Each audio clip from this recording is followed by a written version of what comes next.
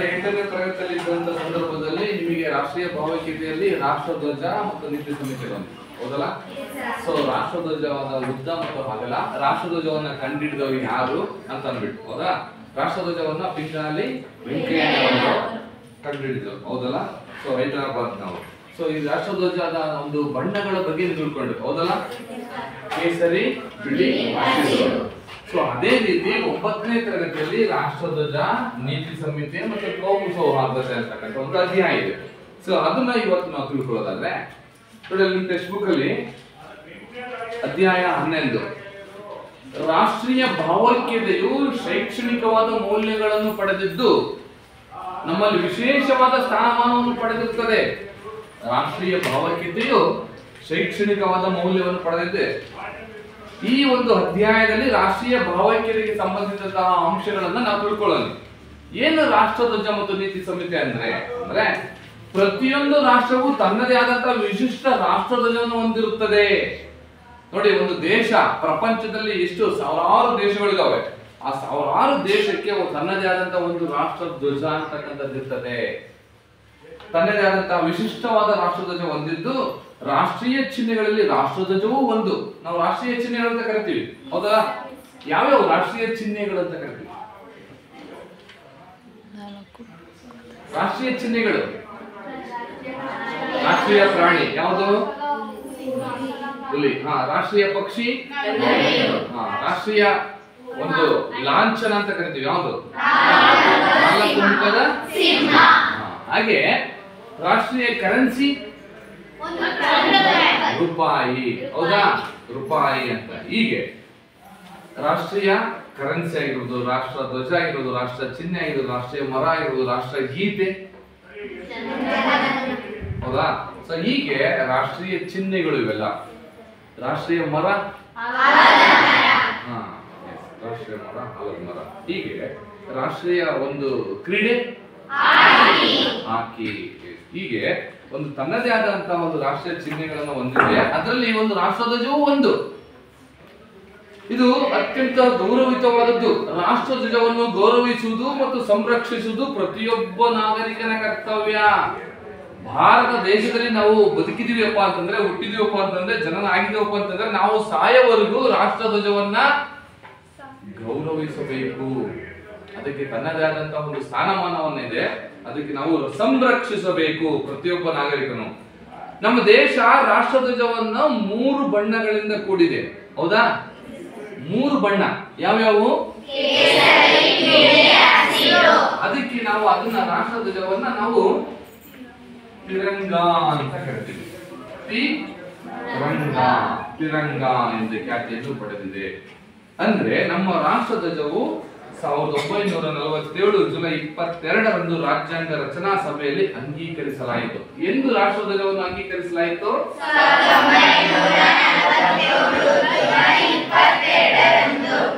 July 22ರಂದು ಅಧಿಕೃತವಾಗಿ ರಾಷ್ಟ್ರಧ್ವಜ ಅಂತ ಅಂದ್ಬಿಟ್ಟು ಅಂಗೀಕರಿಸಿದೆ. ಯಾವುದು? ರಾಜ್ಯಾಂಗ ರಚನಾ ಸಭೆ. ರಾಷ್ಟ್ರಧ್ವಜದಲ್ಲಿ ಮೇಲಿನಿಂದ ಅನುಕ್ರಮವಾಗಿ ನೋಡಿ, ಕೇಸರಿ, ಬಿಳಿ, ಹಸಿರು ಮೇಲಿನಿಂದ ಅನುಕ್ರಮವಾಗಿರ್ಬೇಕು. ನೀವು ಕೆಳಗಿಂದ ಹೇಳಬಾರ್ದು. ಅರ್ಥ? ನೀವು ಬರೀಬೇಕಾದ್ರೂ ಎಕ್ಸಾಮ್ ಅಲ್ಲಿ ಅಥವಾ ಟೆಸ್ಟ್ ಅಲ್ಲಿ ಬರೀಬೇಕಾದ್ರೂ ಸಮೇತ ಮೇಲಿನಿಂದಲೇ ಹೇಳಬೇಕು. ಕೇಸರಿ, ಬಿಳಿ, ಹಸಿರು. ತಿರಂಗ ಅಂತಂದ್ರೆ ಬೇರೇನಿಲ್ಲ. ಸೊ ಮೇಲಿಂದ ಕೇಸರಿ, ಬಿಳಿ, ಹಸಿರು. ಕೇಸರಿ, ಬಿಳಿ, ಹಸಿರು ಈ 3 ಬಣ್ಣಗಳನ್ನು ಹೊಂದಿದ್ದು ಮಧ್ಯದಲ್ಲಿ ಬಿಳಿಯ ಪಟ್ಟಿಯ ನಡುವೆ ಕಡು ನೀಲಿ ಬಣ್ಣದ ಯಾವ ಬಣ್ಣ? ಯಾವ ಒಂದು ಅಂಶ ಇದೆ ಅಲ್ಲಿ? ಅಶೋಕ ಚಕ್ರವಿದೆ. ಆ ಚಕ್ರದಲ್ಲಿ ಎಷ್ಟು ಗೆರೆಗಳಿವೆ? 24. ಈ ಗೆರೆಗಳು 24 ಯಾಕಿದಾವೆ? ದಿನದ ಒಂದು ದಿನದ ಸಮಯಾವಕಾಶ ಅಂದ್ರೆ ಡ್ಯೂರೇಷನ್ ಏನಿದೆಯಲ್ಲ 24 ಗಂಟೆಯನ್ನು ಸೂಚಿಸತಕ್ಕಂತಹ ಒಂದು ಅಂಶ ಆ ಸಾರನಾಥದ ಅಶೋಕ ಸ್ತಂಭದಲ್ಲಿರ್ತಕ್ಕಂತಹ ಚಕ್ರ, ಕಡು ನೀಲಿ ಬಣ್ಣದ ಚಕ್ರ, ಆ ಚಕ್ರದಲ್ಲಿ ಇದೆ. 24 ಗೆರೆಗಳನ್ನೇ ಇದಾವೆ. ಕೇಸರಿ ಬಣ್ಣ ಏನನ್ನು ಸೂಚಿಸುತ್ತದೆ?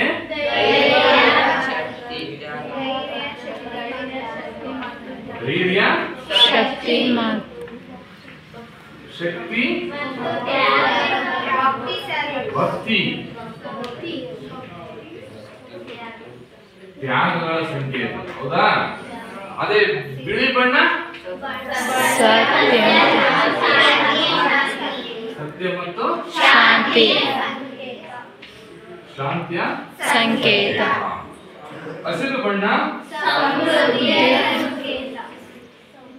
ಸಮೃದ್ಧಿಯ ಸಂಕೇತ.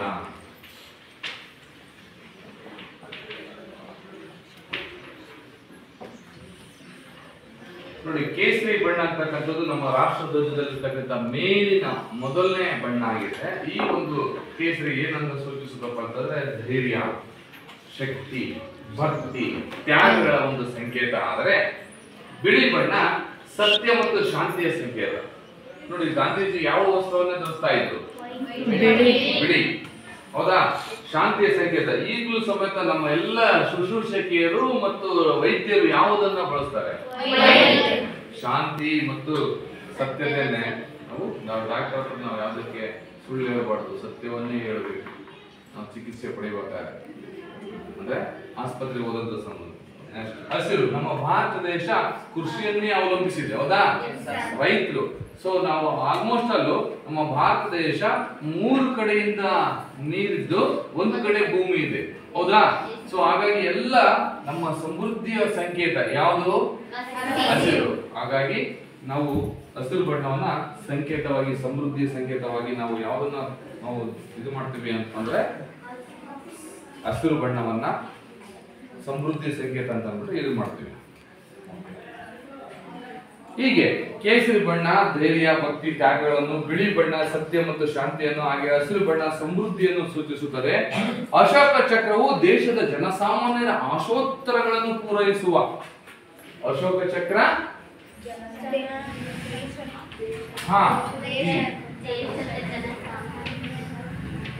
ಅಶೋಕ ಚಕ್ರ ಏನನ್ನು ಸೂಚಿಸುತ್ತದೆ? ಜನಸಾಮಾನ್ಯರ ಪ್ರಗತಿಯ ದ್ಯೋತಕ. ಪ್ರಗತಿಯ ದ್ಯೋತಕ. ದ್ಯೋತಕವಾಗಿದೆ ಈ ಒಂದು ಅಶೋಕ ಚಕ್ರ ಅಂತಕ್ಕಂಥದ್ದು. ಪ್ರಗತಿಯ ದ್ಯೋತಕವಾಗಿದೆ. ಈ ಚಕ್ರವು ನಿಲ್ಲದೆ ಸದಾ ಕಾಲ ಚಲಿಸುತ್ತದೆ.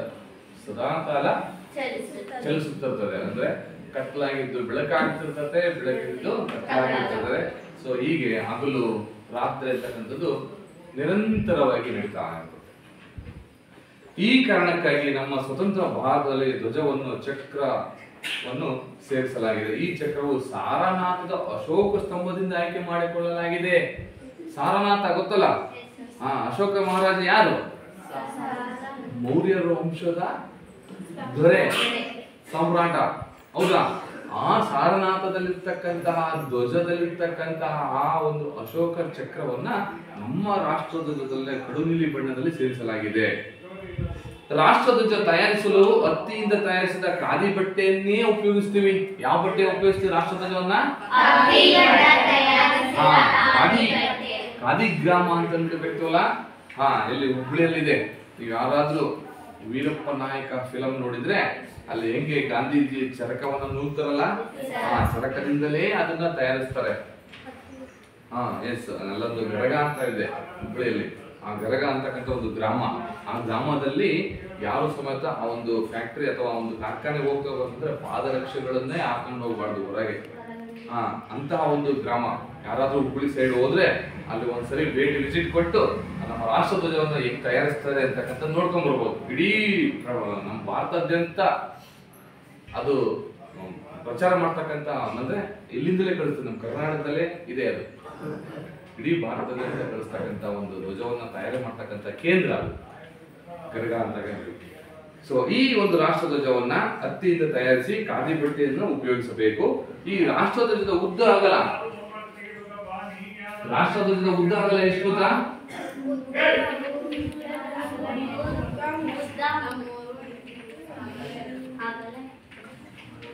ಉದ್ದ ಅಗಲ ಎಷ್ಟಿದೆ ಗೊತ್ತಾ? 3:2 ಅನುಪಾತದಲ್ಲೇ ಇರಬೇಕು. 3:2 ಅನುಪಾತದಲ್ಲೇ ಇರಬೇಕು. ಅಂದ್ರೆ 3 ಉದ್ದ ಆದ್ರೆ 2 ಅಗಲ. ರಾಷ್ಟ್ರಧ್ವಜವನ್ನು ಆರಿಸಿದ ತಕ್ಷಣ ಗೌರವವಂದನೆ ಸೂಚಿಸಿ ರಾಷ್ಟ್ರಗೀತೆ ಹಾಡಬೇಕು. ನಾವು ಯಾವಾಗ ಆರಿಸ್ತೇವಪ್ಪ ರಾಷ್ಟ್ರಧ್ವಜವನ್ನ? ಸ್ವತಂತ್ರ ದಿನಾಚರಣೆ ಮತ್ತು ಹೌದಾ? ಸೊ ಇನ್ನು ಮುಂದೆ ಆ ಒಂದು ಆರಿಸ್ತಕ್ಕಂಥ ಕ್ರಮ ಮತ್ತು ನಿಯಮ ಬದ್ಧತೆಗಳನ್ನ ಮುಂದೆ ಅಂಶದಲ್ಲಿ ನಾವು ತಿಳಿಯೋಣ. ನೋಡಿ, ರಾಷ್ಟ್ರಧ್ವಜವನ್ನು ಆರಿಸ್ತಕ್ಕಂಥ ಸರಿಯಾದ ಕ್ರಮ ಒಂದು ಪದ್ಧತಿ ಹೇಗಿದೆ ಅಂತಂದ್ರೆ, ಮೊದಲನೇದಾಗಿ ರಾಷ್ಟ್ರಧ್ವಜ ಆರಿಸಿದ ತಕ್ಷಣ ಗೌರವಿತವಾದ ಎಲ್ಲರಿಗೂ ಕಾಣುವಂತ ಸ್ಥಳದಲ್ಲೇ ಧ್ವಜವನ್ನು ಆರಿಸಬೇಕು. ಎಲ್ಲಿ ಸಂಧಿ ಮೂಲೆಗೆ ಆರಿಸಂಗಿಲ್ಲ. ಗೌರವಯುತವಾಗಿ ರಾಷ್ಟ್ರಧ್ವಜವನ್ನ ಎಲ್ಲರಿಗೂ ಕಾಣುವ ಹಾಗೆ ರಾಷ್ಟ್ರಧ್ವಜವನ್ನ ಆರಿಸಬೇಕು. ನೆಕ್ಸ್ಟ್, ಧ್ವಜವನ್ನ ಏರಿಸುವಾಗ ಮತ್ತು ಏರಿಸುವಾಗ ಚುರುಕಾಗಿ ಏರಿಸಬೇಕು. ಇಳಿಸುವಾಗ ನಿಧಾನವಾಗಿ ವಿಧಿವತ್ತಾಗಿ ಗೌರವದಿಂದ ನೆರವೇರಿಸಬೇಕು. ನಾವು ಇಲ್ಲಿ ಎಷ್ಟು ಜನ ಇದ್ರಪ್ಪ ಇಲ್ಲಿ ರಾಷ್ಟ್ರಧ್ವಜ ಇಳಿಸ್ಬೇಕಾದ್ರೆ ಇದ್ದಂತವ್ರು?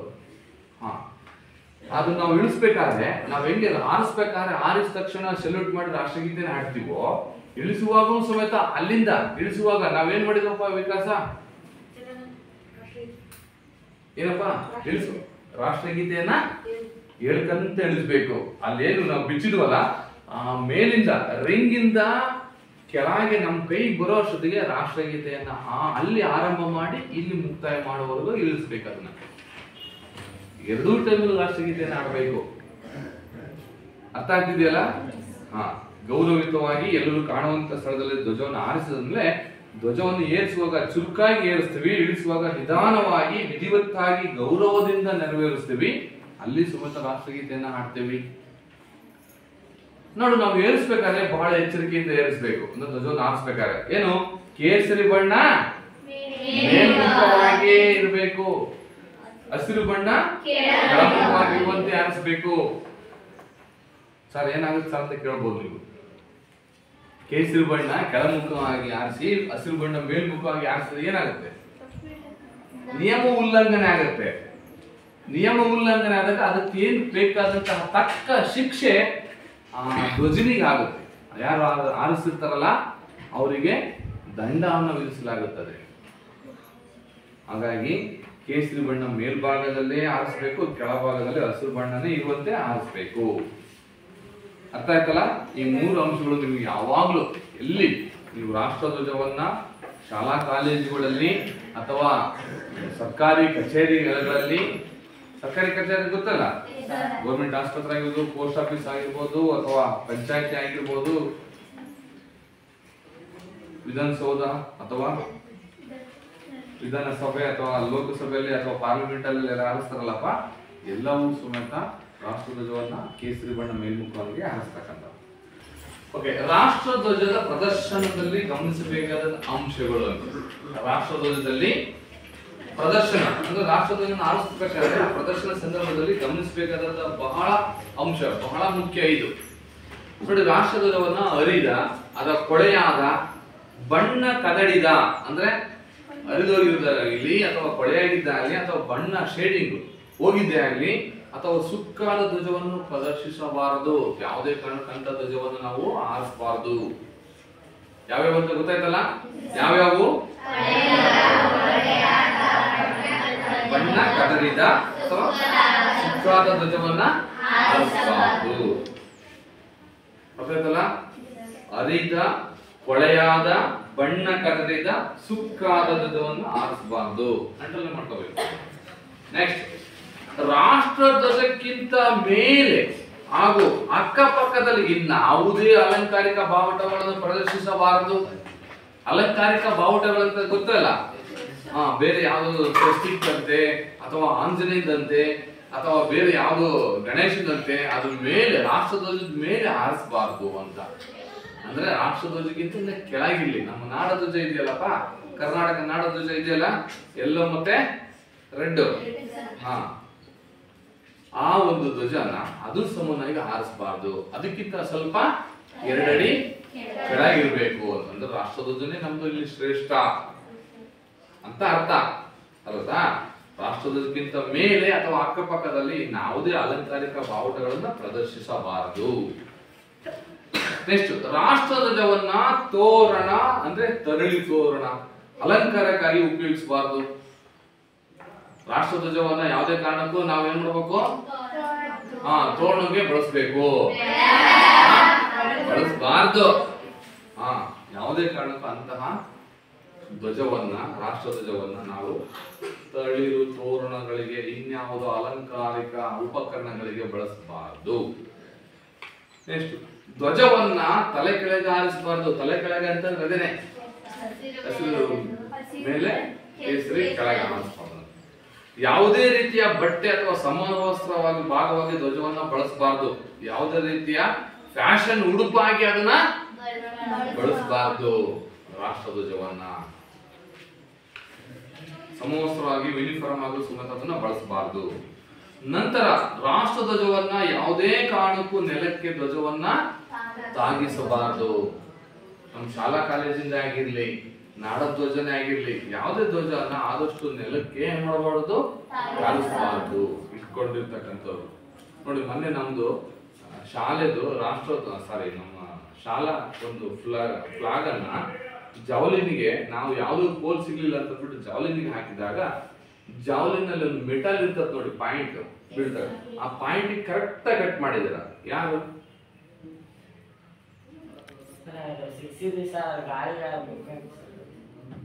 ಮರ ಕಟ್ಟಿದ್ದು. ನೀವು ಅದು ಮರ ಬಂದ ತಕ್ಷಣ ನೀವು ಒಳಗಿರ್ಬೇಕು ತಾನೆ. ಓಕೆ, ಧ್ವಜದ ಮೇಲೆ ಯಾವುದೇ ರೀತಿಯ ಬರವಣಿಗೆ ಇರಬಾರ್ದು. ಧ್ವಜದ ಮೇಲೆ ಯಾವುದೇ ರೀತಿಯ ನಿಮ್ಮ ಹೆಸರು ಅಥವಾ ಊರು ಅಥವಾ ಅಡ್ರೆಸ್ ಅಥವಾ ಏನು ಇರಬಾರ್ದು, ಯಾವುದೇ ಅಕ್ಷರ ಇರಬಾರ್ದು. ರಾಷ್ಟ್ರಧ್ವಜ ಹೆಂಗಿರ್ತಪ್ಪ ಅಂತಂದ್ರೆ ಅಲ್ಲಿ ಏನು ಬಿಳಿ ಗರಗದಲ್ಲಿ ISI ಮಾರ್ಕ್ ಇರ್ತದೆ. ISI ಮಾರ್ಕ್ ಇರ್ತದೆ, ಅದು ಖಾದಿ ಭಂಡಾರದ್ದು. ಅದೇ ಒಂದು ISI ಮಾರ್ಕ್ ಇತ್ತು ಅಂತಂದ್ರೆ ಅದು ನಮಗೆ ಬ್ರಾಂಡೆಡ್ ಒಳ್ಳೆ ಪರ್ಫೆಕ್ಟ್ ಇರತಕ್ಕಂಥ ಧ್ವಜ. ಈ ಎಲ್ಲ ಪ್ಲಾಸ್ಟಿಕ್ ಧ್ವಜ ಮತ್ತೆ ಪಾಲಿಸ್ಟರ್ ಧ್ವಜ ಇದಾವಲ್ಲ, ಅವು ಅಧಿಕೃತ ಧ್ವಜ ಅಲ್ಲ ಅವು. ಅರ್ಥ ಆಯ್ತಾ? ಓಕೆ. ಈ ಜಾಹೀರಾತುಗಳಿಗೆ ಧ್ವಜವನ್ನು ಉಪಯೋಗಿಸಬಾರ್ದು. ಅಡ್ವರ್ಟೈಸ್ಮೆಂಟ್ಗೂ ಸಮೇತ ಉಪಯೋಗಿಸಬಾರ್ದು. ಜಾಹೀರಾತುಗಳು ಸಮೇತ ಈ ಧ್ವಜವನ್ನು ಉಪಯೋಗಿಸಬಾರ್ದು. ಇಷ್ಟು ರಾಷ್ಟ್ರಧ್ವಜ ಪ್ರದರ್ಶನದಲ್ಲಿ ಗಮನಿಸಬೇಕಾದಂತಹ ಅಂಶಗಳು ಗೊತ್ತಾಯ್ತಲ್ಲ. ಅರಿದ ಪಳೆಯದ ಬಣ್ಣವನ್ನು ಕರಡಿದಂತಹ ಸುಕ್ಕಾದ ಧ್ವಜವನ್ನು ಹಾರಿಸಬಾರ್ದು. ರಾಷ್ಟ್ರಧ್ವಜಕ್ಕಿಂತ ಮೇಲೆ ಅಥವಾ ಅಕ್ಕಪಕ್ಕದ ಬೇರೆ ಯಾವುದೇ ಅಲಂಕಾರಿಕ ಬಾವುಟಗಳನ್ನು ಪ್ರದರ್ಶಿಸಬಾರದು. ರಾಷ್ಟ್ರಧ್ವಜವನ್ನ ತರಳಿರು ತೋರಣಗಳಿಗೆ ಅಲಂಕಾರಕ್ಕಾಗಿ ಉಪಯೋಗಿಸಬಾರದು. ಧ್ವಜವನ್ನ ನೆಲಕ್ಕೆ ತಾಗಿಸಬಾರದು. ಧ್ವಜವನ್ನ ತಲೆ ಕೆಳಗಾಗಿನೂ ಸಮೇತ ಹಾರಿಸಬಾರದು. ಮತ್ತೆ ಯಾವುದೇ ಯೂನಿಫಾರ್ಮ್ ಅಂದ್ರೆ ಬಟ್ಟೆ ಅಥವಾ ಸಮವಸ್ತ್ರವಾಗಿ ಧ್ವಜವನ್ನ ಉಪಯೋಗಿಸಬಾರದು. ಧ್ವಜದ ಮೇಲೆ ಯಾವುದೇ ರೀತಿಯ ಬರವಣಿಗೆಯನ್ನ ಬರೆಯಬಾರದು. ಜಾಹೀರಾತುಗಳು ಸಮೇತ ಉಪಯೋಗಿಸಬಾರದು ಅಂತ ಇಷ್ಟು ಅಂಶಗಳು. ಹಾಗಾದ್ರೆ ರಾಷ್ಟ್ರಧ್ವಜದ ಪ್ರಸಂಗಗಳು ಯಾವ್ಯಾವು? ರಾಷ್ಟ್ರಧ್ವಜದ ಪ್ರಸಂಗಗಳು ಅಂದ್ರೆ ಯಾವ್ಯಾವ ನಾವು ರಾಷ್ಟ್ರಧ್ವಜವನ್ನು ಹಾರಿಸ್ತೀವಿ ಹೇಳಿ. ನಿಂತ್ಕೊಂಡು ಹೇಳ್ಬೇಕು ಯಾರಾದ್ರೂ ಒಬ್ರು. ರಾಷ್ಟ್ರಧ್ವಜವನ್ನ ನಾವು ಯಾವ್ಯಾವಾಗ ಧ್ವಜವನ್ನ ನಾವು ಫ್ಲಾಗ್ ಹಾಸ್ಟಿಂಗ್ ಮಾಡ್ತೀವಿ ಅಂತಕ್ಕಂಥದ್ದು ಹೇಳಿ. ನಿಂತ್ಕೊಂಡು ಹೇಳಮ್ಮ, ಹೇಳಿ ಯಾರಾದ್ರೂ. ಗೊತ್ತಿಲ್ಲ ಹೇಳಿ, ನಿಂತ್ಕೊಂಡು ಹೇಳಿ. ಸ್ವಾತಂತ್ರ್ಯ ದಿನಾಚರಣೆ, ನಂತರ ಗಣರಾಜ್ಯೋತ್ಸವ, ಆನಂತರ ರಾಷ್ಟ್ರೀಯ ಯಾವುದು ರಾಷ್ಟ್ರೀಯ ಹಬ್ಬಗಳಲ್ಲಿ ಅಲ್ಲಿದೆ ನೋಡಿ. ರಾಷ್ಟ್ರೀಯ ಹಬ್ಬಗಳಲ್ಲಿ ಸೂರ್ಯ ಉದಯದಿಂದ ಸೂರ್ಯ ಅಸ್ತದವರೆಗೆ ಅಷ್ಟೇ. ಅಂದ್ರೆ ಇಲ್ಲಿ ಅರ್ಧ ಸ್ತಂಭ ಪ್ರದರ್ಶನ ಇದೆ ಗೊತ್ತಾ. ಅರ್ಧ ಸ್ತಂಭ ಪ್ರದರ್ಶನ ಅಂತಂದ್ರೆ ನಮ್ಮ ದೇಶದ ಅತ್ಯಂತ ಪ್ರಮುಖವಾದಂತಹ ವ್ಯಕ್ತಿಗಳು ಏನಾದರೂ ಮರಣ ಹೊಂದಿದರೆ, ನಮ್ಮ ದೇಶದ ರಾಷ್ಟ್ರಪತಿ, ಪ್ರಧಾನಮಂತ್ರಿಗಳು ಅಥವಾ ಅತ್ಯುನ್ನತ ಹುದ್ದೆಯಲ್ಲಿರ್ತಕ್ಕಂಥ ಸುಪ್ರೀಂ ಕೋರ್ಟಿನ ನ್ಯಾಯಮೂರ್ತಿಗಳು, ಮುಖ್ಯ ನ್ಯಾಯಮೂರ್ತಿಗಳು, ಅಥವಾ ಏನಾದ್ರೂ ಒಳ್ಳೆ ದೇಶಕ್ಕಾಗಿ ಪಣ ತೊಟ್ಟು ಹೋರಾಡಿದಂತಹ ಸ್ವತಂತ್ರ ವೀರ ಯೋಧರ ಏನಾದ್ರೂ ಮರಣ ಹೊಂದಿದಾಗ ಆ ಧ್ವಜವನ್ನ ನಾವೇನ್ ಮಾಡ್ತೀವಿ, ಅರ್ಧ ಸ್ತಂಭಕ್ಕೆ ಏರಿಸ್ತೀವಿ. ಧ್ವಜವನ್ನ ಫುಲ್ ಏರಿಸಿ ಮತ್ತೆ ಅರ್ಧಕ್ಕೆ ಕಟ್ಟಿ ಸೂರ್ಯಾಸ್ತದ ಸಮಯದಲ್ಲಿ ಮತ್ತೆ ಮೇಲಕ್ಕೆ ಏರಿಸಿ ಮತ್ತೆ ಅದನ್ನ ಪುನಃ ಇಳಿಸ್ತೀವಿ. ಅದಕ್ಕೆ ಅರ್ಧ ಸ್ತಂಭ ಪ್ರದರ್ಶನ. ಅಂದ್ರೆ ರಾಷ್ಟ್ರೀಯ ಪ್ರತಿಷ್ಠಿತ ವ್ಯಕ್ತಿಗಳು ದೇಹಾಂತವಾದ ದಿನ ಅಥವಾ ಪ್ರಾದೇಶಿಕ ಸರ್ಕಾರಗಳು ಶೋಕ ದಿನವೆಂದು ಘೋಷಣೆ ಮಾಡಿದಾಗ, ನಮ್ಮ ರಾಜ್ಯ ಸರ್ಕಾರ ಏನಾದ್ರೂ ಇವತ್ತು ರಾಷ್ಟ್ರಧ್ವಜವನ್ನು ಅರ್ಧ ಸ್ತಂಭಕ್ಕೆ ಆರಿಸಬೇಕು ಅಂತ ಏನಾದ್ರೂ ಆದೇಶ ಮಾಡಿದಾಗ, ಕರ್ನಾಟಕ ಸರ್ಕಾರ ಏನಾದ್ರೂ ಆದೇಶ ಮಾಡಿದಾಗ, ಇಂಥ ದಿನ ಇಂಥ ಪ್ರಧಾನಮಂತ್ರಿ ಅಥವಾ ರಾಷ್ಟ್ರಪತಿ ಅಥವಾ ಏನೋ ಒಂದು ಆಗಿದೆ, ಸೊ ನೀವು ಅರ್ಧ ಸ್ತಂಭಕ್ಕೆ ಶೋಕಾಚರಣೆ ಮಾಡಬೇಕು ಅಂತ ಏನಾದ್ರು ಆದೇಶ ಮಾಡಿದಾಗ ಅವಾಗ ಏನ್ ಮಾಡ್ತೀವಿ, ಅರ್ಧಕ್ಕೆ ಅಂದ್ರೆ ಧ್ವಜವನ್ನ ಸ್ತಂಭದ ಅರ್ಧ ಭಾಗಕ್ಕೆ ಇಳಿಸಬೇಕಾಗುತ್ತದೆ.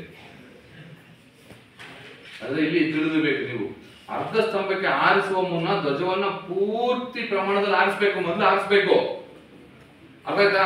ನಾವು ಯಥಾ ಪ್ರಕಾರ ಹೆಂಗೆ ಸ್ವಾತಂತ್ರ್ಯ ದಿನಾಚರಣೆ ಮತ್ತೆ ಗಣರಾಜ್ಯೋತ್ಸವ ಆರಿಸ್ತೀವಲ್ಲ, ಹಂಗ ಆರಿಸ್ಬಿಟ್ಟು ಮತ್ತೆ ಪುನಃ ಅದೇನ್ ಮಾಡ್ತೀವಿ, ನಂತರ ಅರ್ಧಕ್ಕೆ ಇಳಿಸ್ಬೇಕು, ಇಳಿಸಿ ಕಟ್ತೀವಿ. ಅವತ್ತೆಲ್ಲ ಶೋಕಾಚರಣೆ ಆಗುತ್ತೆ. ನಂತರ ಸಂಜೆ ಇಳಿಸ್ಬೇಕಲ್ಲ, ಸೂರ್ಯಾಸ್ತದ ಸಮಯದಲ್ಲಿ ಇಳಿಸ್ಬೇಕಲ್ಲ, ಆ ಅರ್ಧದಿಂದ ಹಂಗೆ ಇಳಿಸ್ಬಾರ್ದು. ಮತ್ತೆ ಏನ್ ಮಾಡ್ಬೇಕು, ಇಳಿಸುವಾಗಲೂ ಧ್ವಜವನ್ನು ಮತ್ತೆ ಮೇಲಕ್ಕೆ ಆರಿಸಿ ನಿಧಾನಕ್ಕೆ ರಾಷ್ಟ್ರಗೀತೆ ಮುಖಾಂತರ ಕೆಳಗೆ ಗೌರವಯುತವಾಗಿ ಇಳಿಸ್ಬೇಕು. ಅರ್ಥ ಆಗ್ತಲ್ಲ ಅರ್ಧ ಸ್ತಂಭ ಹೆಂಗೆ ಅಂತ? ಎಸ್, ಇಷ್ಟು ರಾಷ್ಟ್ರಧ್ವಜದ ಅರ್ಧ ಸ್ತಂಭ ಪ್ರದರ್ಶನ, ರಾಷ್ಟ್ರಧ್ವಜದ ಪ್ರದರ್ಶನ ಸಂದರ್ಭಗಳು, ಹಾಗೆ ರಾಷ್ಟ್ರೀಯ ಭಾವೈಕ್ಯತೆ, ರಾಷ್ಟ್ರಧ್ವಜ. ಇದು ಏನಾದ್ರು ಡೌಟ್ಸ್ ಇದ್ರೆ ಕೇಳಿ. ಏನಿಲ್ವಾ? ಹಾಗಾದ್ರೆ ಕೇಳಬಹುದಾ ಕ್ವಶನ್? ನಮ್ಮ ರಾಷ್ಟ್ರಧ್ವಜವು ಡ್ಯಾಶ್ ಎಂದೇ ಖ್ಯಾತಿಯನ್ನು ಪಡೆದಿದೆ. ನಮ್ಮ ರಾಷ್ಟ್ರಧ್ವಜವು ಡ್ಯಾಶ್ ಎಂದೇ ಖ್ಯಾತಿಯನ್ನು ಪಡೆದಿದೆ. ಯಾರು ಹೇಳು? ತಿರಂಗ. ಅಶೋಕ ಚಕ್ರವು ದೇಶದ ಜನರ ಆಶೋತ್ತರಗಳನ್ನು ಪೂರೈಸುವ ಡ್ಯಾಶ್ ದ್ಯೋತಕವಾಗಿದೆ. ಪ್ರಗತಿಯ ದ್ಯೋತಕವಾಗಿದೆ. ಎರಡನೇದಕ್ಕೆ ರಾಷ್ಟ್ರಧ್ವಜವನ್ನು ಡ್ಯಾಶ್ ಸಭೆಯಲ್ಲಿ ಅಂಗೀಕರಿಸಲಾಯಿತು.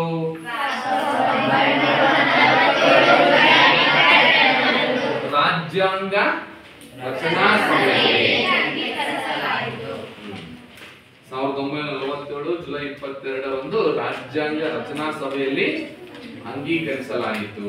ಹಾಗಾದ್ರೆ ರಾಷ್ಟ್ರಧ್ವಜದ ಅನುಪಾತವು ಡ್ಯಾಶ್ ಆಗಿರುತ್ತದೆ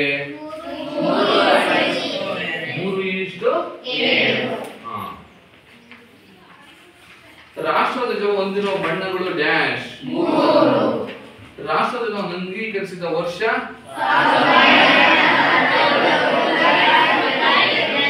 ಅದಕ್ಕೆ ಬಿ ಆನ್ಸರ್.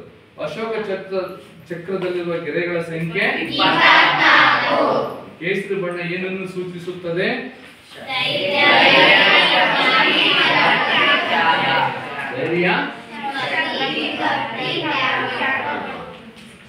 ರಾಷ್ಟ್ರಧ್ವಜ ಧ್ವಜದಲ್ಲಿರ್ತಕ್ಕಂಥ ಚಕ್ರವು ಯಾವುದರ ಸಂಕೇತ? ಯಾವುದರ ಸಂಕೇತ? ಅಶೋಕ ಚಕ್ರ. ರಾಷ್ಟ್ರಧ್ವಜದಲ್ಲಿರ್ತಕ್ಕಂಥ ಚಕ್ರವು ಯಾವುದರ ಸಂಕೇತ? ಪ್ರಗತಿಯ ದ್ಯೋತಕದ ಸಂಕೇತ. ಅದಾಯ್ತಲ್ಲ? ಎಷ್ಟಾಯ್ತಮ್ಮ ಪದವಿ? ಕೋಮು ಸೌಹಾರ್ದತೆ. ನಮ್ಮ ಭಾರತ ದೇಶ ವಿವಿಧತೆಯಲ್ಲಿ ಏಕತೆಯಲ್ಲಿ ಕಾಣುವ ಸಂಸ್ಕೃತಿಯನ್ನು ಹೊಂದಿದೆ. ನೋಡಿ, ನಮ್ಮ ಭಾರತ ದೇಶ ವಿವಿಧತೆಯಲ್ಲಿ ಏಕತೆ. ನೋಡಿ, ನಾವು ಮಾತನಾಡ್ತಕ್ಕಂತಹ ರಾಜ್ಯ ಕರ್ನಾಟಕ ರಾಜ್ಯ. ಅದೇ ನಮ್ಮ ಪಕ್ಕಕ್ಕೆ ಹೋಗ್ಲಿ ಆಂಧ್ರ ಪ್ರದೇಶ, ಅಲ್ಲಿ ಭಾಷೆ ತೆಲುಗು ಭಾಷೆ, ಹೌದಾ? ಅದೇ ನಾವು ಸ್ವಲ್ಪ ಮೇಲಿಗೆ ಬಂದ್ವಿ, ಮಹಾರಾಷ್ಟ್ರದಲ್ಲಿ ಯಾವ ಭಾಷೆ? ಮರಾಠಿ ಅಥವಾ ಹಿಂದಿ, ಹೌದಾ? ನಾವು ಕೆಳಗೆ ಹೋಗ್ಲಿ, ಕರ್ನಾಟಕದಿಂದ ಕೆಳಗೆ ಹೋದ್ರೆ ಕೇರಳದಲ್ಲಿ ಮಲಯಾಳಂ. ವೆರಿ ಗುಡ್, ಹೌದಾ? ನೋಡಿ, ಆದ್ರೂ ಸಮೇತ ಒಂದೊಂದು ಭಾಷೆಯಲ್ಲಿ ಒಂದೊಂದು ರಾಜ್ಯದಲ್ಲಿ ಮಾತಾಡ್ತಾ ಇದೀವಿ. ದೆಹಲಿಗೆ ಹೋದ್ರೆ ಹಿಂದಿ ಭಾಷೆ ಮಾತಾಡ್ತೀವಿ, ಹೌದಾ? ಪಂಜಾಬಲ್ಲಿ ಪಂಜಾಬಿ ಮಾತಾಡ್ತೀವಿ, ಹೀಗೆ ತಮಿಳುನಾಡಲ್ಲಿ ಹೋದ್ರೆ ತಮಿಳು ಮಾತಾಡ್ತೀವಿ. ಆದ್ರೂ ಸಮೇತ ನಾವೆಲ್ಲರೂ ಯಾರು? ಭಾರತೀಯರು, ಹೌದಾ? ಸೊ ಹಾಗಾಗಿ ಭಾರತ ದೇಶ ವಿವಿಧತೆಯಲ್ಲಿ ಏಕತೆಯನ್ನು ಕಾಣ್ತಕ್ಕಂಥ ಸಂಸ್ಕೃತಿಯನ್ನು ಹೊಂದಿದೆ ಅಷ್ಟೇ. ಸಂಸ್ಕೃತಿ, ಕಲ್ಚರ್ ಅಂತ ಹೇಳ್ತೀವಿ. ವಿವಿಧತೆಯಲ್ಲಿ ಏಕತೆಯನ್ನು ಕಾಣಲು ನಾವು ಪ್ರಾಚೀನರು ಹಾಕಿಕೊಟ್ಟಂತಹ ದಾರಿ ಎಂದರೆ ಪ್ರತಿಯೊಂದು ಜೀವಾತ್ಮನಲ್ಲಿ ಪರಮಾತ್ಮನಿದ್ದಾನೆ ಎಂಬ ಬಲವಾದ ನಂಬಿಕೆ. ಅಂಡರ್ಲೈನ್ ಮಾಡ್ತಾರೆ, ಜೀವಾತ್ಮನಲ್ಲಿ ಪರಮಾತ್ಮನಿದ್ದಾನೆ ಎಂಬ ಬಲವಾದ ನಂಬಿಕೆ. ಪ್ರತಿಯೊಂದು ಜೀವದಲ್ಲೂ ನಿಮ್ಮಲ್ಲಿ ಎಲ್ಲರಲ್ಲೂ ಸಮೇತ ಪರಮಾತ್ಮ ಇದ್ದಾನೆ ಅಂತ ಅರ್ಥ. ಈಗ ನಿಮ್ಮಲ್ಲಿ ಜೀವ ಇದ್ದಾನೆ, ನಿಮ್ಮಲ್ಲಿ ನಿಮ್ಮ ಆತ್ಮದಲ್ಲಿ ಒಬ್ಬೊಬ್ಬ ಪರಮಾತ್ಮ ಇದ್ದಾನೆ ಅಂತ ಅರ್ಥ. ಸೊ ಇಲ್ಲಿ ಒಂದು ನಂಬಿಕೆ ಇದೀವಿ ನಾವು. ಈ ವಿಷಯವನ್ನು ಅರಿತರೆ ನಮ್ಮಲ್ಲಿ ಅನೇಕ ಬದಲಾವಣೆಗಳಾಗುತ್ತೆ. ಏನಮ್ಮ ಪ್ರಿಯಾಂಕಾ, ಯಶಸ್ವಿನಿ, ಈ ವಿಷಯ ನಾವು ಅರ್ಥಕೊಂಡ್ರೆ ನಮ್ಮಲ್ಲಿ ಅನೇಕ ಬದಲಾವಣೆ ಆಗುತ್ತೆ. ಹೇಗೆ ಅಂತಂದ್ರೆ ವೇಷ ಬೇರೆ, ಭಾಷೆ ಬೇರೆ, ಆಚಾರ ಬೇರೆ, ವಿಚಾರ ಬೇರೆ, ಆಹಾರ ಪದ್ಧತಿ ಬೇರೆ ಇತ್ಯಾದಿ ಅಂಶಗಳನ್ನು ಗಮನಿಸಿದ್ರೆ ಇತರರನ್ನು ಪೂಜ್ಯ ಭಾವನೆಯಿಂದ ನಾವು ಕಾಣ್ತೇವೆ. ಇತರರನ್ನು ಪೂಜ್ಯ ಭಾವದಿಂದ ಕಾಣ್ತೇವೆ. ಆಗ ನಿಜವಾದ ಬದುಕಿಗೆ ಒಂದು ಅರ್ಥ ಬರುತ್ತದೆ. ಪ್ರತಿಯೊಬ್ಬರಲ್ಲೂ ಸಂಸ್ಕಾರವಂತರಾಗ್ತಕ್ಕಂಥ ಬಯಕೆ ಮೂಡುತ್ತದೆ. ನೋಡಿ, ನಾವು ಕರ್ನಾಟಕದಲ್ಲೇ ಸುಮಾರು ಆಚಾರ ವಿಚಾರಗಳಿದ್ದಾವೆ, ಉಡುಗೆ ತೊಡುಗೆಗಳಿದ್ದಾವೆ. ಹೌದಾ? ಹೆಂಗಪ್ಪ ಅಂತಂದ್ರೆ ನೋಡಿ, ನೀವು ಉತ್ತರ ಕರ್ನಾಟಕಕ್ಕೆ ಹೋಗಿ, ಉತ್ತರ ಕರ್ನಾಟಕದಲ್ಲಿ ಇನ್ನೂ ಕೆಲವು ಶಾಲಾ ಕಾಲೇಜುಗಳಲ್ಲಿ ಗಾಂಧಿ ಟೋಪಿ ಹಾಗೆ ಇದೆ, ಕಚ್ಚ ಪಂಜೆ ಹಾಗೆ ಇದೆ, ಬಿಳಿ ಸಮೋಸದಲ್ಲಿ ಶಾಲೆಗೆ ಬರ್ತಾರೆ ಮಕ್ಕಳು. ಉತ್ತರ ಕನ್ನಡದಲ್ಲಿ ಗಾಂಧಿ ಟೋಪಿ, ಕಚ್ಚ ಪಂಜೆನೇ ಇದೆ. ಹೌದಾ? ಹಾ. ಆದ್ರೆ ನಾವು ಈ ಕಡೆ ನಾವು ಸ್ವಲ್ಪ ನಾರ್ತ್ ಫುಡ್ ಬಂದ್ರೆ, ಕರ್ನಾಟಕದ ಸೈಡ್ ಈ ಕಡೆ ನಾರ್ತ್ ಬಂದ್ರೆ ರಾಗಿ ಮುದ್ದೆ ಬಳಸ್ತೀವಿ ನಾವು. ಹೌದಾ? ಜಾಸ್ತಿ. ಆ ಕಡೆ ಹೋದ್ರೆ ಬಿಳಿಜೋಳ ರೊಟ್ಟಿ, ಕಟಕ್ ರೊಟ್ಟಿ. ಹೌದಾ? ಅದೇ ಒಂದು ಸ್ವಲ್ಪ ಮಂಗಳೂರು ಸೈಡ್ ಹೋಗ್ಬಿಟ್ರೆ ಬರೇ ಕುಚ್ಚುಲಿಕ್ಕಿ ಅಕ್ಕಿ. ಹೌದಾ? ಊಟ ಬೇರೆ. ಆದ್ರೂ ನಾವೆಲ್ಲ ಕರ್ನಾಟಕದವರು, ಕನ್ನಡದವರು. ಭಾಷೆನೂ ಅಷ್ಟೇನೆ. ಸ್ವಲ್ಪ ಅಲ್ಲಿ ಮಂಡ್ಯ ಸೈಡ್ ಹೋದ್ರೆ ಒಂಥರ ಭಾಷೆ, ಮೈಸೂರು ಮಂಡ್ಯ ಸೈಡ್, ಆ ಕಡೆ ಚಾಮರಾಜನಗರ. ಅದೇ ಉತ್ತರ ಕರ್ನಾಟಕ ಹೋದ್ರೆ ಒಂದು ಭಾಷೆ, ಕನ್ನಡನೇ ಮಾತಾಡೋದು, ಆದ್ರೆ ಅದನ್ನ ವಿವಿಧ ರೀತಿಯಲ್ಲಿ. ಹೌದಾ? ಸೊ ಆದ್ರೂ ನಾವೆಲ್ಲ ಭಾರತೀಯರು, ಕರ್ನಾಟಕದವರು ಅಂತ. ಹಾಗಾಗಿ ಇಲ್ಲಿ ವೇಷ, ಭಾಷೆ, ಆಚಾರ, ವಿಚಾರ, ಆಹಾರ ಪದ್ಧತಿ ಇತ್ಯಾದಿ ಅಂಶಗಳನ್ನು ಗಮನಿಸಿದ್ರು ಸಮೇತ ಅದನ್ನ ನಾವು ಪೂಜ್ಯ ಭಾವದಿಂದ ನಾವು ನೋಡ್ಬೇಕು ಅವರನ್ನ. ಆಗ ನಿಜವಾದ ಬದುಕಿಗೊಂದು ಅರ್ಥ ಬರ್ತದೆ. ಪ್ರತಿಯೊಬ್ಬರು ಸಂಸ್ಕಾರವಂತರಾಗ್ತೀವಿ ನಾವು. ಹೌದಲ್ಲ? ನಾವೆಲ್ಲ ಭಾರತೀಯರು, ನಾವೆಲ್ಲ ಕರ್ನಾಟಕದವರು, ನಾವೆಲ್ಲ ಒಂದೇ ಅಂತ ಅಂದ್ಬಿಟ್ಟು. ಸೊ ಹಾಗಾಗಿ ನಮ್ಮದು ಭಾರತ ದೇಶ, ನಾವೆಲ್ಲರೂ ಭಾರತೀಯರು ಎಂಬುದು ರಾಷ್ಟ್ರದ ಬಗ್ಗೆ ನಮಗಿರ್ತಕ್ಕಂಥ ರಾಷ್ಟ್ರಾಭಿಮಾನವನ್ನು ಸೂಚಿಸುತ್ತದೆ. ಇಲ್ಲಿ ಕುಟುಂಬ, ಸಮಾಜ, ಹಳ್ಳಿ, ನಗರ, ರಾಜ್ಯ, ಕೊನೆಗೆ ರಾಷ್ಟ್ರ, ಇವುಗಳೆಲ್ಲವೂ ಅಭಿವೃದ್ಧಿಯ ಮೆಟ್ಟಿಲುಗಳು. ಮೊದಲು ಕುಟುಂಬ ಅಭಿವೃದ್ಧಿ ಆಗಬೇಕು. ಫಸ್ಟ್ ಅಭಿವೃದ್ಧಿ ಆಗಬೇಕು. ಕುಟುಂಬಕ್ಕಿಂತ ಫಸ್ಟ್ ನೀವು ಅಜ್ಞಾನವಂತರಾಗದಂಗೆ ಸುಜ್ಞಾನವಂತರಾಗ್ಬಿಟ್ಟು ವಿದ್ಯಾವಂತರಾಗಿ ಮೊದಲು ನೀವು ನೌಕರರಾಗ್ಬಿಟ್ರೆ ನಿಮ್ಮ ಮನೆಯಲ್ಲಿ ಎಷ್ಟೋ ಬದಲಾವಣೆಗಳನ್ನು ಮಾಡ್ತೀರಾ. ಸಂಸ್ಕಾರಯುತವಾಗಿ ನೀವು ಪರಿವರ್ತನೆ ಮಾಡ್ತಿರಲಿಲ್ಲ. ನೀವು ವಿಚಾರವನ್ನ 4 ಕಡೆ ತಿಳ್ಕೊಂಡು ಈಗ ಶಾಲಾ ಕಾಲೇಜುಗಳಲ್ಲಿ ಓದಂತ ಸಂದರ್ಭದಲ್ಲಿ ಅವ್ರು ಅಲ್ಲಿರ್ತಕ್ಕಂಥ ಉಡುಗೆ ತೊಡುಗೆ, ಆಚಾರ ವಿಚಾರ, ಊಟ ರೀತಿ ನೀತಿ ಎಲ್ಲವನ್ನೂ ನೀವು ಮನೆಯಲ್ಲೇ ಅಳವಡಿಸ್ತಿರ್ತಾನೆ. ಅವಾಗ ನಿಮ್ಮ ಅಪ್ಪ, ಅಮ್ಮ, ಅಣ್ಣ, ತಂಗಿ, ಅಕ್ಕ, ತಮ್ಮ ಎಲ್ಲರೂ ಸಮೇತ ನಿಮ್ಮನ್ನು ನೋಡಿ ಬದಲಾವಣೆ ಆಗುತ್ತೆ. ಅವಾಗ ಕುಟುಂಬನೇ ಬದಲಾವಣೆ ಆಗುತ್ತೆ. ಕುಟುಂಬ ಬದಲಾವಣೆ ಆಯ್ತು ಅಂತಂದ್ರೆ ಪಕ್ಕದ ಅಕ್ಕಪಕ್ಕದಲ್ಲಿರ್ತಕ್ಕಂಥ ನೆರೆಹೊರೆಯವರು ಸಮೇತ ಅಂತಕ್ಕಂಥದ್ದು ನೋಡಿ. ಒಬ್ಬ ವಿದ್ಯಾವಂತನಾಗಿ ಆ ಒಂದು ಮನೆಯಲ್ಲಿ ಎಂತ ಸಂಸ್ಕಾರ ಇದೆ, ಗುರುಗಳು ಯಾರನ್ನ ಹೊರಗಡೆ ಬಂದಂತ ಅತಿಥಿ ಸಂಸ್ಕಾರ ಹೆಂಗ್ ಮಾಡ್ತಾರೆ ಅಂತ ಅಂದ್ಬಿಟ್ಟು ನಿಮ್ಮನ್ನು ನೋಡಿ ಪಕ್ಕದವರು ಸಮೇತ ಏನ್ ಮಾಡ್ತಾರೆ, ಕಲಿತಾರೆ. ಸೊ ಅವಾಗ ಅಲ್ಲೇನಾಯ್ತು, ಇಡೀ ಸಮಾಜ ಅಥವಾ ಹಳ್ಳಿನೇ ಬದಲಾವಣೆ ಆಯ್ತು. ಕುಟುಂಬ ಬದಲಾವಣೆ ಆಯ್ತು, ಹಳ್ಳಿ ಬದಲಾವಣೆ ಆಯ್ತು. ಹಳ್ಳಿಯಿಂದ ಹಿಂಗೆ ನೆಂಟರು ಬೀರು ಹೋಗೋದು ಬಂದು ನೋಡಿ ಅದು ಸುತ್ತಮುತ್ತ ಇರ್ತಕ್ಕಂಥ ಯಾವ್ದು ಹಳ್ಳಿ ಬದಲಾವಣೆ, ನಗರನೇ ಬದಲಾವಣೆ. ಹೀಗೆ ಕುಟುಂಬ, ಹಳ್ಳಿ, ನಗರ, ರಾಜ್ಯ ಎಲ್ಲವೂ ಸಮೇತ ಬದಲಾವಣೆಯಾಗಿ ಇಡೀ ದೇಶನೇ ಅಭಿವೃದ್ಧಿಯನ್ನ ಪದದಲ್ಲಿ ಕೊಂಡೊಯ್ಯುತ್ತೆ. ಅರ್ಥ ಆಗ್ತದಲ್ಲ? ಹೀಗೆ ಫಸ್ಟ್ ನಾವು ಬದಲಾವಣೆ ಆಗ್ಬೇಕು. ಅದಕ್ಕೆ ಹೇಳೋದು ಹಿರಿಯರು, ಏನಪ್ಪಾ ಹಿಂಗ್ ಯಾರಿಗಾದ್ರೂ ಬೆಳ್ಳಿಟ್ಟು ತೋರಿಸ್ಬೇಕಾದ್ರೆ ಅರ್ಚನ ನಾನು ತೋರಿಸಿದೆ ಅಂತಂದ್ರೆ ಒಂದು ಬೆರಳು ಅರ್ಚನ ಕಡೆ ನೋಡ್ತಿದ್ದೆ, ಇನ್ 3 ಬೆರಳು ನೀನ್ ನೆಟ್ಟಿಗಿರು ಅಂತ ಹೇಳ್ತಿರ್ತದೆ. ಅದಲ್ಲ, ಫಸ್ಟ್ ಯಾವುದೇ ಆಗಲಿ ನಾವು ಬೇರೆಯವ್ರಿಗೆ ಹೇಳ್ಬೇಕಪ್ಪ ಅಂದ್ರೆ ನಾವು ಸರಿ ಇರ್ಬೇಕು ಫಸ್ಟ್. ಅರ್ಥ ಆಗ್ತಿಲ್ಲ? ಈಗ ಇದನ್ನ ಹೇಳ್ತಿದ್ದಾರೆ, ಈ ಮೆಟ್ಟಿಲುಗಳು ಕ್ರಮವಾಗಿ ಏರುತ್ತಾ ಹೋದಂತೆ ಕೊನೆಯಲ್ಲಿ ರಾಷ್ಟ್ರಧ್ವಜ ಚಿತ್ರಣ ತಿಳಿಯಲು ಸಹಕಾರಿಯಾಗುತ್ತದೆ. ಈ ದೃಷ್ಟಿಯಿಂದ ದೇಶದ ಪ್ರತಿಯೊಬ್ಬ ಪ್ರಜೆಯು ತನ್ನ ರಾಷ್ಟ್ರದ ಬಗ್ಗೆ ಗೌರವ ಕೊಡುವುದರೊಂದಿಗೆ ಅಭಿಮಾನವನ್ನು ಹಂಚಿಕೊಳ್ಳಬೇಕಾಗುತ್ತದೆ.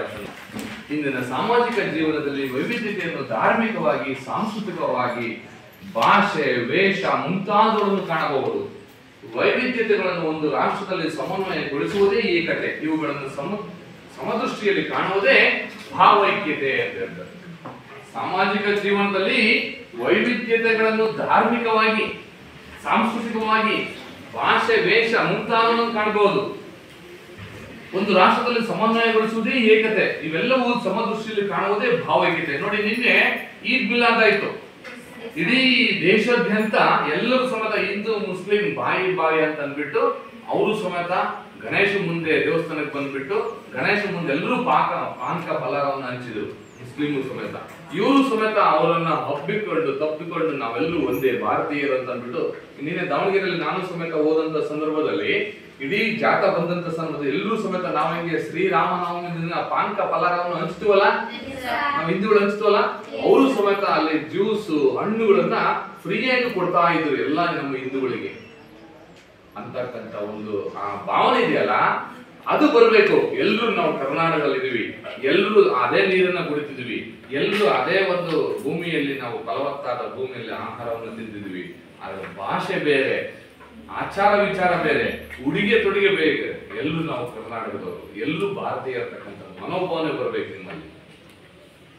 ಅರ್ಥ ಆಯ್ತಲ್ಲ ಮಕ್ಕಳ? ಎಲ್ಲರೂ ಸಮೇತ ನಿಮ್ಮಲ್ಲಿ ಹರಿತಕ್ಕಂಥದ್ದು ರಕ್ತ ಕೆಂಪುದೇ, ಅವರಲ್ಲಿ ಹರಿತಕ್ಕಂಥ ರಕ್ತ ಕೆಂಪುದೇ, ನಾವೆಲ್ಲರೂ ಒಂದೇನೆ ಅಂತಂದ್ಬಿಟ್ಟು ಮನೋಭಾವನೆ. ಹೀಗೆ ನಿಮ್ಮಲ್ಲಿ ಯಾವುದೇ ಜಾತಿ ಭೇದ ಭಾವ ಇಲ್ಲದೆ ಎಲ್ಲರೂ ಒಂದಾಗಿ ನೀವು ದುಡಿದ್ರೆ ಮುಂದೆ ಒಂದು ದಿನ ದೇಶ ಎಲ್ಲೋ ಕೊಂಡೊಯ್ತದೆ. ಅದಕ್ಕಲ್ಲ, ಸೊ ಹಾಗಿರಬೇಕು. ಹಾಗಾಗಿ ಏಕತೆಗೆ ಸಂಬಂಧಿಸಿದ ಅನೇಕ ಸಮುದಾಯಗಳು ಏಕರೂಪಕ್ಕೆ ಸಂಸ್ಕರಣೆ ಮಾಡುವುದಕ್ಕೆ ಭಾವೈಕ್ಯತೆ ಎನ್ನುವುದು. ರಾಷ್ಟ್ರೀಯ ಭಾವೈಕ್ಯತೆ ಅಂತ ಕೇಳಿದಾಗ ಏಕತೆಗೆ ಸಂಬಂಧಿಸಿದಂತೆ ಅನೇಕ ಸಮುದಾಯಗಳನ್ನು ಏಕರೂಪಕ್ಕೆ ಸಂಸ್ಕರಣೆ ಮಾಡುವುದಕ್ಕೆ ಭಾವೈಕ್ಯತೆ ಎನ್ನಬಹುದಾಗಿದೆ. ಒಂದು ದೃಶ್ಯ ಮಾಧ್ಯಮವು ಒಂದು ಗುಂಪಿನ ಮೇಲೆ ಒಂದೇ ತೆರನಾದ ಪರಿಣಾಮ ಬೀರುವಂತೆ ರಾಷ್ಟ್ರೀಯ ಶಿಕ್ಷಣ ಕ್ಷೇತ್ರದ ಅನೇಕ ಸನ್ನಿವೇಶಗಳು, ಅನುಭವಗಳು ಹಾಗೂ ಚಟುವಟಿಕೆಗಳು ಗುಂಪು ಮನೋಭಾವನೆಯನ್ನು ಬೆಳೆಸಲು ಸಹಾಯ ಮಾಡುತ್ತವೆ. ಹಾಗಾಗಿ ರಾಷ್ಟ್ರೀಯ ಭಾವೈಕ್ಯತೆ ಬೆಳೆಸ್ತಕ್ಕಂಥ ಕ್ರಮಗಳು ಯಾವ್ಯಾವ ಅಂತಂದ್ರೆ, ರಾಷ್ಟ್ರೀಯ ಹಬ್ಬಗಳು ಮತ್ತು ಆಚರಣೆಗಳನ್ನು ಎಲ್ಲರೂ ಒಟ್ಟಾಗಿ ನಾವು ಆಚರಣೆ ಮಾಡ್ತಕ್ಕಂಥದ್ದು, ರಾಷ್ಟ್ರಾಭಿಮಾನ ಮೂಡಿಸ್ತಕ್ಕಂಥ ವಿಶಿಷ್ಟ ಸಮಾರಂಭಗಳನ್ನ, ಅಂದ್ರೆ ವಿಶಿಷ್ಟ ಸಮಾರಂಭ ಅಂತಂದ್ರೆ ನೋಡಿ, ನೀವು ಬೆಂಗಳೂರಲ್ಲಿ ಏರ್ಪೋರ್ಟ್ ಅಲ್ಲಿ ವಿಮಾನ ಹಾರಾಟ ಪ್ರದರ್ಶನ ಮಾಡ್ತಾರೆ ನೋಡಿ, ಕಲ್ಲರಲ್ಲಿ ಎಲ್ಲರೂ ಒಂದಾಗಿ ಮಾಡ್ತಾರೆ, ಹೌದಾ? ಐತಿಹಾಸಿಕವಾದಂತಹ ಪುರಾಣ ಪ್ರಸಿದ್ಧ ಸನ್ನಿವೇಶಗಳ ಪ್ರದರ್ಶನವನ್ನು ಮಾಡ್ತಾರೆ. ನೆಕ್ಸ್ಟ್ ವಿವಿಧ ಸಂಸ್ಕೃತಿಯನ್ನು ಬಿಂಬಿಸ್ತಕ್ಕಂಥ ಮೇಳಗಳನ್ನು ಮಾಡ್ತಾರೆ. ಹಾಗೆ ಶೌರ್ಯ ವೀರ ಘೋಷಣೆಗಳನ್ನು ವೇಷಭೂಷಣ ಪ್ರದರ್ಶನ ಮಾಡ್ತಾರೆ. ಎಂತ ಅವರು ಏನು ಹಿಂದೂ ಮುಸ್ಲಿಂ ಅಥವಾ ಕ್ರೈಸ್ತ ಜೈನ ಬೌದ್ಧ ಸಿಖ್ಖರ ಅಂದಂಗೆ ಎಲ್ಲರೂ ಸಮೇತ ಎಲ್ಲಾ ಒಂದು ಸ್ತಬ್ಧ ಚಿತ್ರವನ್ನ, ಯಾವುದು ಗಣರಾಜ್ಯೋತ್ಸವ ದಿನ ಸ್ತಬ್ಧ ಚಿತ್ರ ಮಾಡಿ ಒಂದು ಮೆರವಣಿಗೆ ಮಾಡಲ್ಲ ಪ್ರಭತ್ಬೆರೆಯಲ್ಲಿ, ಸಂಸತ್ ಭವನದಲ್ಲಿ ಒಂದು ಕರ್ನಾಟಕದ ಒಂದು ಸ್ತಬ್ಧ ಚಿತ್ರ ಮಾಡ್ತಾ ಹೋಗ್ತಾ ಇರ್ತಾರೆ. ವಿಜಯನಗರ ಅರಸದ ರಾಷ್ಟ್ರವಿತ್ತು, ಮತ್ತೆ ಹಂಪಿ ಉತ್ಸವ ಇತ್ತು, ಮೈಸೂರು ಚಾಮುಂಡೇಶ್ವರಿ ಇತ್ತು. ಈ ರೀತಿ ಒಂದೊಂದು ವರ್ಷ ಒಂದೊಂದು ರೀತಿಯಲ್ಲಿ ಮಾಡ್ತಾ ಹೋಗ್ತಾರೆ ಅದು ವೀರ ಶೌರ್ಯರ ಘೋಷಣೆಗಳನ್ನ. ಹಾಗೆ ವೀರ ಗೀತೆಗಳನ್ನು ಸಾರ್ತಕ್ಕಂತಹ ಒಂದು ಸಂಭಾಷಣೆ, ನಾಟಕ ಮೊದಲಾದ ಅಭಿನಯಕ್ಕೆ ಪ್ರೋತ್ಸಾಹ ಕೊಡ್ತಕ್ಕಂಥದ್ದು, ಒಂದು ಪ್ರದೇಶದ ಮತ್ತೊಂದು ಪ್ರದೇಶದ ಸಮುದಾಯಕ್ಕೆ ಸೇರಿದ ಜಾನಪದ ಗೀತೆಗಳನ್ನು ಆಡ್ತಕ್ಕಂಥದ್ದು, ಸಮೂಹ ನೃತ್ಯ ಗೀತೆಗಳನ್ನು ಆಡ್ತಕ್ಕಂಥದ್ದು, ಅಭಿನಯ ಗೀತೆಗಳನ್ನು ಮಾಡ್ತಕ್ಕಂಥದ್ದು, ಹೀಗೆ ಗೌರವಿಸುವುದು, ಹಾಗೆಯೇ ಕಾರ್ಯಕ್ರಮವನ್ನು ಹಮ್ಮಿಕೊಳ್ಳೋದು. ಮೊನ್ನೆ ನೋಡಿ ಗಣೇಶ ಹಬ್ಬದ ಪರ್ಪಸ್ ಆಗಿ ಯಾರ್ಯಾರು ಈ ಜಿ ಕನ್ನಡದಲ್ಲಿರ್ತಕ್ಕಂತಹ ನಯನ ಅಲ್ಲಿ, ಯಾರು ಸೂರಜ್ ತುಂಬಾ ಜನ ಬಂದಿದ್ರು, ಹೌದಾ? ಸೊ ಅವ್ರದ್ದು ಯಾವ್ದಾರ ಜಾತಿ ಗೊತ್ತಾ ನಿಮಗೆ? ಅವ್ರ ಇದ್ರಲ್ಲಿ ಗೊತ್ತಾ? ಅವ್ರು ಕೊಟ್ಟಿರ್ತಕ್ಕಂಥ ಮನರಂಜನೆ ನೀವು ಏನ್ ಮಾಡಿದ್ರಿ? ಸವಿದ್ರಿ, ಹೌದಾ? ಹಾಗಾಗಿ ಎಲ್ಲರೂ ಒಂದೇ ನಾವು ಅಂತ ಜಾನಪದ ಸಾಮಾಜಿಕ ಒಂದು ಸಂಪ್ರದಾಯಗಳನ್ನು ನಾವು, ಅಂದ್ರೆ ಸಂಗೀತ ಕಾರ್ಯಕ್ರಮಗಳನ್ನು ನಾವು ಗುರುತಿಸಿ ಎಲ್ಲರೂ ಎಲ್ಲರೂ ಒಂದೇ ಅಂತಂದ್ಬಿಟ್ಟು ನಾವು ಅಲ್ಲಿ ಮೂರು ನಾಡಗೀತೆ, ದೇಶಭಕ್ತಿ ಗೀತೆ, ಜಾನಪದ ಗೀತೆಗಳನ್ನು ಸಾಮೂಹಿಕವಾಗಿ ಹಾಡೋದು. ನಾಡಗೀತೆ, ದೇಶಭಕ್ತಿ ಗೀತೆ, ಜನಪದ ಗೀತೆಯನ್ನು ಎಲ್ಲರೂ ಒಟ್ಟಿಗೆ ಹಾಡ್ತಕ್ಕಂಥದ್ದು. ರಾಷ್ಟ್ರಗೀತೆಯನ್ನು ಎಲ್ಲರೂ ಎದ್ದು ನಿಂತು ಗೌರವ ಅದಕ್ಕೆ ನಾವು ಸಲ್ಯೂಟ್ ಅನ್ನು ಗಳಿಸ್ತಕ್ಕಂಥದ್ದು. ಸ್ಪಷ್ಟವಾಗಿ ಆತ್ಮವಿಶ್ವಾಸ ಗಟ್ಟಿ ಧ್ವನಿಯಲ್ಲಿ ಸಾಮೂಹಿಕವಾಗಿ ಆಡಬೇಕು. ರಾಷ್ಟ್ರಗೀತೆ ಡೈಲಿ ಪ್ರೇಯರ್ ಅಲ್ಲಿ ನಾವು ಹೇಳ್ತಿರಲ್ಲ, ಎಲ್ಲರೂ ಸಮೇತ ಎದೆ ಉಪ್ಪಿಸಿ ನೇರವಾಗಿ ಗಟ್ಟಿ ಧ್ವನಿಯಲ್ಲಿ ಹಾಡಬೇಕು. ಇದು ನಮ್ಮ ರಾಷ್ಟ್ರ ಗೀತೆಗೆ ಗೌರವ ಕೊಡ್ತಕ್ಕಂಥದ್ದು ಅಂಶ. ರಾಷ್ಟ್ರಗೀತೆಗೆ ಗೌರವ ಕೊಡ್ತಕ್ಕಂಥದ್ದು ಗಟ್ಟಿಯಾಗಿ ಏರು ಧ್ವನಿಯಲ್ಲಿ ಸ್ಪಷ್ಟವಾಗಿ ತಪ್ಪಿಲ್ಲದಂತೆ ಆಗ್ತಕ್ಕಂಥದ್ದು. ಅದಾಯ್ತಲ್ಲ. ಸೊ ಇಷ್ಟು ರಾಷ್ಟ್ರೀಯ ಭಾವಚಿತ್ರ ಬೆಳೆಸ್ತಕ್ಕಂಥ ಕೋಮು ಸೌಹಾರ್ದತೆಯ ಒಂದು ಗುಣಲಕ್ಷಣ. ಅರ್ಥ ಆಯ್ತು ಅನ್ಕೊಂಡಿದ್ದೀನಿ. ಇದರಲ್ಲಿ ಏನೇನು ಡೌಟ್ಸ್ ಇದೆಯಾ? ಏನಿಲ್ವಾ? ಹಾಗಾದ್ರೆ ರಾಷ್ಟ್ರಧ್ವಜ ಪ್ರದರ್ಶನ ಪ್ರಸಂಗಗಳು ಯಾವ್ಯಾವು? ರಾಷ್ಟ್ರಧ್ವಜವನ್ನು ಪ್ರದರ್ಶನ ಸಂದರ್ಭಗಳು, ಪ್ರದರ್ಶನದ ಪ್ರಸಂಗಗಳು, ಮತ್ತೆ ಭಾರತ ಸರ್ಕಾರ ಪ್ರಕಟಿಸಬಹುದಾದಂತ